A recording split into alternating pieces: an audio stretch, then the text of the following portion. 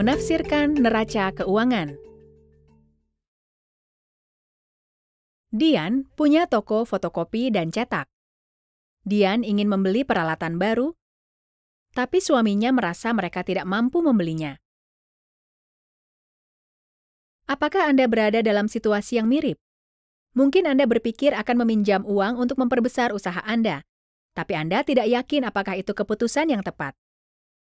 Neraca keuangan Anda dapat membantu Anda. Dalam materi ini, Anda akan belajar apakah neraca keuangan itu, cara membaca dan menjelaskannya, cara menggunakan neraca keuangan untuk menilai kesehatan keuangan usaha Anda, serta tindakan yang dapat diambil untuk meningkatkan kesehatan keuangan Anda. Apa yang dimaksud dengan neraca keuangan? Neraca keuangan adalah gambaran kesehatan keuangan usaha Anda pada hari tertentu.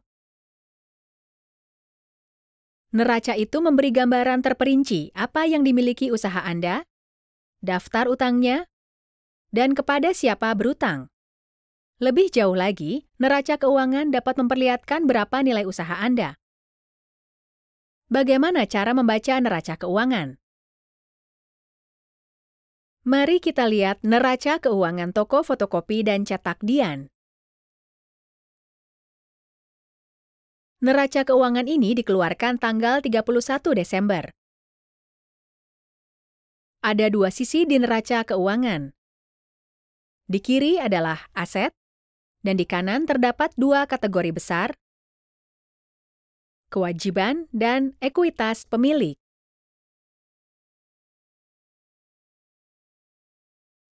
Neraca keuangan harus seimbang. Artinya, total nilai aset harus setara dengan total nilai kewajiban dan ekuitas. Jika neraca keuangan tidak seimbang, maka ada yang salah dengan laporan keuangan. Kini, lihat lebih teliti masing-masing bagian di neraca keuangan.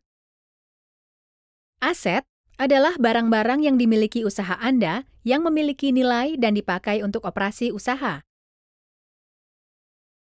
Ada dua jenis aset, aset lancar dan aset jangka panjang. Aset lancar adalah barang-barang yang bisa dikonversi menjadi kas dalam siklus usaha atau dalam setahun. Kas termasuk uang tunai di tangan, uang di rekening bank, sertifikat deposito. Kas adalah yang paling lancar dari semua aset.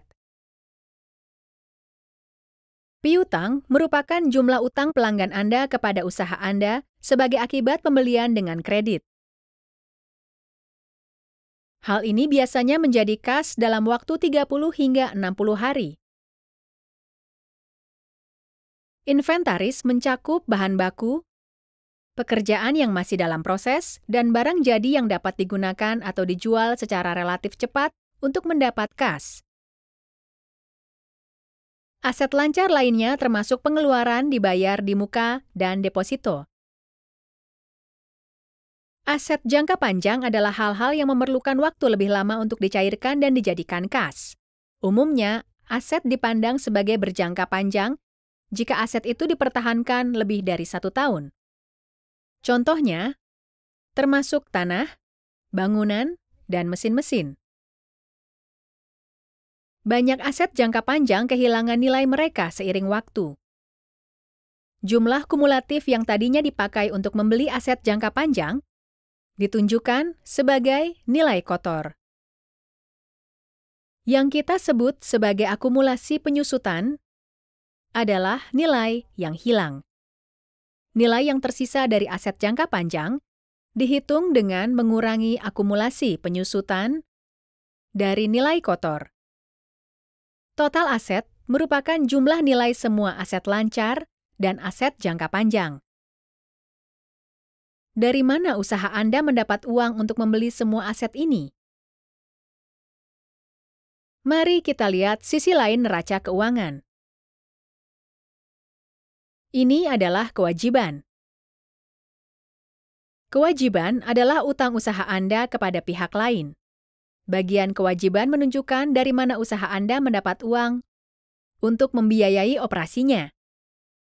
Sama seperti aset, ada kewajiban lancar, yaitu hal-hal yang perlu dibayar dalam waktu 12 bulan ke depan, dan kewajiban jangka panjang yang hanya perlu dibayar setelah setahun. Kewajiban lancar mencakup utang, yaitu uang yang harus dibayar kepada pemasok, dan porsi utang Anda yang perlu dibayar dalam waktu setahun.